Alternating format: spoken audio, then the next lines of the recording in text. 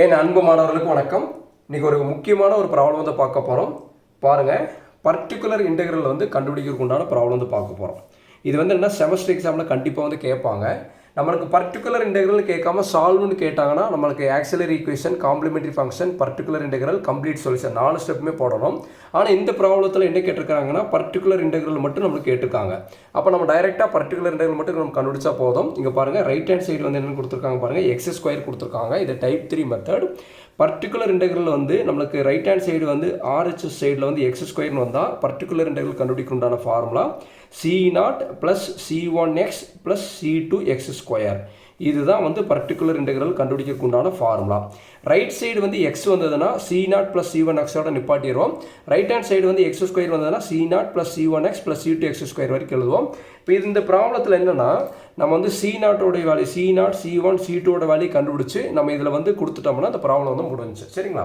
சரி, இப்போ particular integral எப்படி கண்டுபிடிக்கலாம்னு சொல்லி பார்க்கலாம். ஃபஸ்ட்டு ஸ்டெப்பில் to find particular integral, short form வந்து பிஐன்னு எழுதிக்கிறேன். இப்போ இதுக்கு வந்து ஃபார்முலா பாருங்கள், LHS left hand side into இந்த இடத்துல particular integral right hand side x square வந்ததுனால C0 plus C1x plus C2x square நம்மளே எழுதிக்கிறோம். எழுதிட்டு ஈக்குவல் டு ஆர்ஹெச்எஸ். ஆர்ஹெச்எஸ் என்ன வந்திருக்கு பாருங்கள், எக்ஸ் ஸ்கொயர். இப்போ இந்த மாதிரி நம்ம எழுதிக்கணும். LHS into C0, LHS into C0 plus C1x plus C2x square equal to x square எழுதிக்கணும். இப்போ லெஃப்ட் ஹேண்ட் சைடு பாருங்கள், இதுதான் நம்மளுக்கு வந்து லெஃப்ட் ஹேண்ட் சைடு. இப்போ லெஃப்ட் ஹேண்ட் சைடு என்ன கொடுத்துருக்காங்க பாருங்கள், d square minus 4d plus 1ன்னு கொடுத்துருக்காங்க. எழுதிக்கங்க. இது வந்து பர்டிகுலர் இன்டெகிரல் கண்டுபிடிக்க உண்டான ஃபார்முலா, அது எழுதிக்கங்க. C0 plus C1x plus C2x square எழுதிட்டு ஈக்குவல் டு நமக்கு ரைட் ஹேண்ட் சைடு வந்து எக்ஸ் ஸ்கொயர் கொடுத்துருக்காங்க. இப்போ எழுதுனதுக்கப்புறம் என்ன பண்ணணும்னா, இந்த டி ஸ்கொயரால் இதை மல்டிப்ளை பண்ணணும். டி ஸ்கொயர் ஆஃப் C0, புரியுதுங்களா? இப்போ டி ஸ்கொயர் ஆஃப் C0 எழுதிக்கணும். அடுத்து இதே டி ஸ்கொயரால் இது எல்லாத்தையும் மல்டிப்ளை பண்ணலாம். டி ஸ்கொயர் ஆஃப் இந்த பாருங்கள் ப்ளஸ்ஸுங்க அப்படி எழுதிக்கிங்க, plus D square of C1x. அடுத்து பாருங்கள், இந்த டி ஸ்கொயரால் இதை மல்டிப்ளை பண்ணுங்க சாமி, ப்ளஸ் அப்படியே இருக்கும், plus D square of C2x square. சாமி புரியுதுங்களா? அடுத்து பாருங்கள், இடம் பத்தாதனால இங்கே கீழே எழுதுகிறேன். அது மைனஸ் 4ஆல் இதை மல்டிப்ளை பண்ணுங்கள், minus 4d of C0, minus 4d of C0. அடுத்து பாருங்கள், இதை அப்படியே மல்டிப்ளை பண்ணுங்கள், minus 4d of C1x, minus 4d of C1x. அடுத்து இதை மல்டிப்ளை பண்ணுங்கள், minus 4d of C2x square. எழுதுனதுக்கப்புறம் இந்த 1ஆல் எல்லாத்தையும் மல்டிப்ளை பண்ணுங்கள். 1 இன்ட்டு C0 நம்மளுக்கு என்ன வரும் பாருங்கள், 1 into C0 1 C0, 1 into C1x தான் வரும், 1 இன்ட்டு C2x ஸ்கொயர் வந்து C2x ஸ்கொயர் வரும். இங்கே ரைட் ஹேண்ட் சைடு வந்து எக்ஸ் ஸ்கொயர். சாமி நல்லா கவனிங்க, டி ஸ்கொயரால் இது எல்லாத்தையும் மல்டிப்ளை பண்ணிட்டேன், மைனஸ் 4d இது எல்லாத்தையும் மல்டிப்ளை பண்ணிட்டோம், 1ஆல் இது எல்லாத்தையும் மல்டிப்ளை பண்ணிட்டோம். இப்போ இங்கே நல்லா கவனிங்க, இதோட மீனிங் என்னென்னா, டி ஸ்கொயர் ஆஃப் C0 அப்படின்னு என்னென்னா, இப்போ டின்னு வந்தால் ஒரு தடவை டிஃபரன்ஷியேட் பண்ணணும் எக்ஸை பொறுத்து. டி ஸ்கொயர்னா 2 தடவை டிஃபரன்ஷியேட் பண்ணணும் எக்ஸ் ஸ்கொயர் பொறுத்து. டி ஸ்கொயர்னு கேட்டால் எவ்வளோ டைம் டிஃபரன்ஷியேட் பண்ணணும், 2 டைம்ஸ் டிஃபரன்ஷியேட் பண்ணணும். சிங்கிறது கான்ஸ்டன்ட். கான்ஸ்டண்ட்டை ஒரு தடவை டிஃபரன்ஷியேட் பண்ணாலே 0. 0வை இன்னொரு டைம் டிஃபரன்ஷியேட் பண்ணால் ஆன்சர் என்ன வரும் பாருங்கள், நம்மளுக்கு ஆன்சர் என்ன வரும், 0 வருங்களா? அப்போ இந்த இடத்துல எழுதிக்கலாம். டிஃபரன்ஷியேட் பண்ணி வரக்கூடிய ஆன்சர் இங்கே எழுதியாச்சு, 0ன்னு எழுதியாச்சு. இங்கே பாருங்கள், அடுத்து டி ஸ்கொயர் ஆஃப் C1xன்னு கேட்டிருக்கிறாங்க. சாமி நல்லா கவனிங்க சாமி, 2 டைம் டிஃபரன்ஷியேட் பண்ண சொல்லியிருக்காங்க. ஒரு டைம் டிஃபரன்ஷியேட் பண்ணோம்னா எக்ஸை 1ன்னு வருங்களா? 1 இன்னொரு டைம் டிஃபரன்ஷியேட் பண்ணால் நமக்கு என்ன வரும், 0 வருங்களா? எக்ஸை ஒரு தடவை டிஃபரன்ஷியேட் பண்ணால் 1ன்னு வரும் சாமி. 1ஆம் நம்பர் இன்னொரு டைம் டிஃபரன்ஷியேட் பண்ணால் 0ன்னு வரும். அப்போ இந்த ஃபுல் டைம் நம்மளுக்கு என்ன ஆகிடுனா 0 ஆகிடு. அப்போ இந்த இடத்துல எழுதுங்க பார்க்கலாம், ப்ளஸ் 0. அடுத்து பாருங்கள், நல்லா கவனிங்க சாமி, இப்போ பாக்ஸ் பண்ணி காமிக்கிற பாருங்கள், நல்லா கவனிங்க. எக்ஸ் ஸ்கொயர் இருக்குங்களா? எக்ஸ் ஸ்கொயரை 2 டைம் டிஃபரன்ஷியேட் பண்ண சொல்கிறாங்க. எக்ஸ் ஸ்கொயரை ஒரு டைம் டிஃபரன்ஷியேட் பண்ணிங்கன்னா 2xன்னு வரும், இன்னொரு டைம் டிஃபரன்ஷியேட் பண்ணால் 2ன்னு வரும். சாமி புரியுதுங்களா? ஒரு டைம் டிஃபரன்ஷியேட் பண்ணால் 2x, ரெண்டாவது டைம் டிஃபரன்ஷியேட் பண்ணால் 2. எதை டிஃபரன்ஷியேட் பண்ணுறேன்னு சொல்லுங்கள் பார்க்கலாம். எக்ஸ் ஸ்கொயரை ஒரு டைம் டிஃபரன்ஷியேட் பண்ணால் 2x, ரெண்டாவது டைம் டிஃபரன்ஷியேட் பண்ணால் 2. அப்போ இங்கே என்ன இருக்குது பாருங்கள், C2ன்னு இருக்குங்களா? இதை டிஃபரன்ஷியேட் பண்ணால் நம்மளுக்கு 2 வரும் சாமி. இங்கே ஆல்ரெடி C2 இருக்குங்களா? அப்போ நம்ம எழுதும்போது ப்ளஸ் 2C2ன்னு எழுதிக்கணும். சாமி புரிஞ்சுங்களா? அடுத்து பாருங்கள், இந்த மைனஸ் 4 இருக்குது பார்த்தீங்களா? இந்த மைனஸ் 4 ஒன்றுமே பண்ண வேண்டாம், இதை மட்டும் பாக்ஸ் பண்ணிக்கிங்க. D of C0 constant differentiate பண்ணால் என்ன வரும்னு பார்க்கலாம், 0 வருங்களா? 0வால் மைனஸ் 4 மல்டிப்ளை பண்ணால் என்ன வரும், 0 தான் இங்கே வரும். அங்கே மைனஸ் இருக்குனால -0ன்னு கொடுத்துக்கிறேன். ஆக்சுவலி 0க்கு ப்ளஸ் சைனும் கிடையாது, மைனஸ் சைனும் கிடையாது. அடுத்து d of c1x d of c1x என்ன அர்த்தம்? எக்ஸை வந்து ஒரு தடவை டிஃபரன்ஷியேட் பண்ணணும். எக்ஸை ஒரு தடவை டிஃபரன்ஷியேட் பண்ணால் என்ன வரும் பாருங்களா? எக்ஸை வந்து ஒரு தடவை டிஃபரன்ஷியேட் பண்ணால் 1ன்னு வரும். கரெக்டுங்களா? 1ஆம் நம்பர் வருங்களா? 1 × c1 என்ன சாமி வரும்? c1 வரும். இங்கே ஆல்ரெடி -4 இருக்குனால -4 அப்படியே கொடுத்துருக்கு சாமி. எக்ஸை டிஃபரன்ஷியேட் பண்ணால் 1 வரும். 1 × c1 என்ன சாமி? c1. அதை அப்படியே எழுதிக்கிங்க. அடுத்து பாருங்க, இது d of c2x². x² differentiate பண்ணால் என்ன வருங்க? ஒரே ஒரு டைம் டிஃபரன்ஷியேட் பண்ணணும். x² ஒரே ஒரு டைம் டிஃபரன்ஷியேட் பண்ணால் 2xன்னு வரும். இங்கே என்ன இருக்குது பாருங்கள்? c2 இருக்குங்களா சாமி? நல்லா புரியுதுங்களா சாமி? சாமி நல்லா கவனிங்க சாமி. இந்த -4 இருக்கா? இந்த c2 அப்படி வச்சுங்க. x² ஒரு டைம் dன்னு கேட்டிருக்காங்க. dனா x² ஒரு டைம் டிஃபரன்ஸ் பண்ணால் 2x வரும். அப்போ -4 × 2 என்ன சொல்லுங்க பார்க்கலாம்? இது ரெண்டு மல்டிப்ளை பண்ணுங்க பார்க்கலாம். -4 × 2 -8 வருங்களா? -8. இந்த எக்ஸுக்கு எக்ஸ் அப்படி எழுதிக்கிங்க. இந்த c2 எழுதிக்கிங்க. சாமி புரியுதுங்களா? d of c2x²னா x² டிஃபரன்ஷியேட் பண்ணிங்கன்னா 2x வரும்.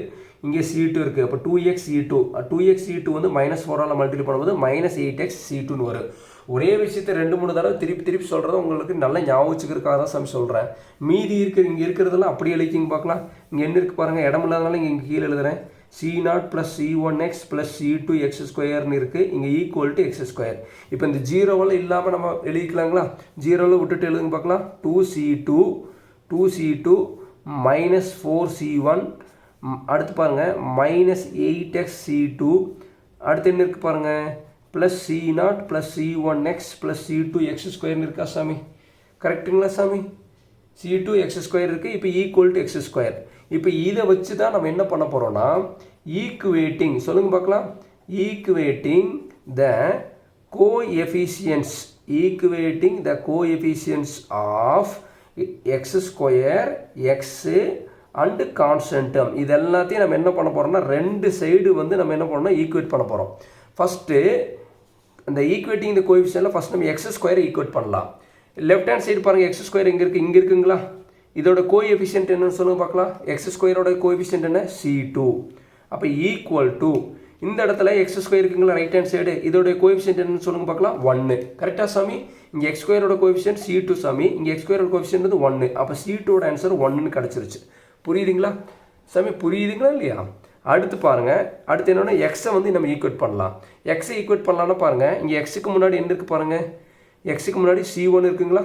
c1 இருக்குது. இங்கே அதே மாதிரி பாருங்கள். இங்கே எக்ஸ் இருக்குங்களா?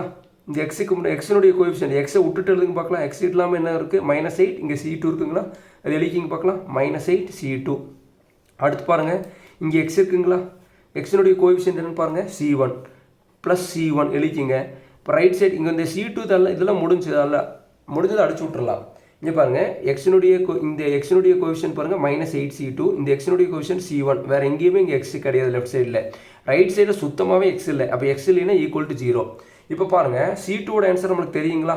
c2க்கு பதிலாக 1 கொடுக்கலாங்களா? -8 c2க்கு பதிலாக 1 + c1 = 0. -8 × 1 -8ன்னு வருங்களா? -8 + c1 = 0. இந்த -8 வந்து ரைட் ஹேண்ட் சைடு போகும்போது +8ஆக மாறும். அப்போ c1ஓட ஆன்சர் வந்து +8. c1ஓட ஆன்சர் வந்து 8ன்னு கண்டுபிடிச்சிட்டோம். சாமி நான் சொல்கிற மீனிங் புரிஞ்சுங்களா? இப்போ அடுத்து நம்ம என்ன பண்ண போகிறோம்னா, நல்லா கவனிங்க. அடுத்து இந்த இடத்துல இங்கே பாருங்கள். இங்கே எழுதிக்கலாம். இப்போது x² ஈக்குவேட் பண்ணிட்டோம். எக்ஸை ஈக்குவேட் பண்ணிட்டோம். அடுத்து நம்ம ஈக்குவேட் பண்ண வேண்டியது என்ன? Constant term. கான்ஸ்டன்ட் டேர்ம்ங்கிறது பாருங்கள். ஆல்ரெடி நம்ம ஈக்குவேட் பண்ணதில் அடிச்சு விட்றலாம். நம்மளுக்கு இதெல்லாம் ஈக்குவேட் பண்ணிட்டோம். அடிச்சு விட்ருங்க. இப்போ மீதி இருக்கிறதெல்லாம் கான்ஸ்டன்ட் டேர்ம். இங்கே பாருங்கள். 2c2 கரெக்டுங்களா? அடுத்து -4c1. அடுத்து என்ன இருக்குது பாருங்கள்? +c0. இதெல்லாம் கான்ஸ்டன்ட் டேர்ம். புரியுதா சாமி?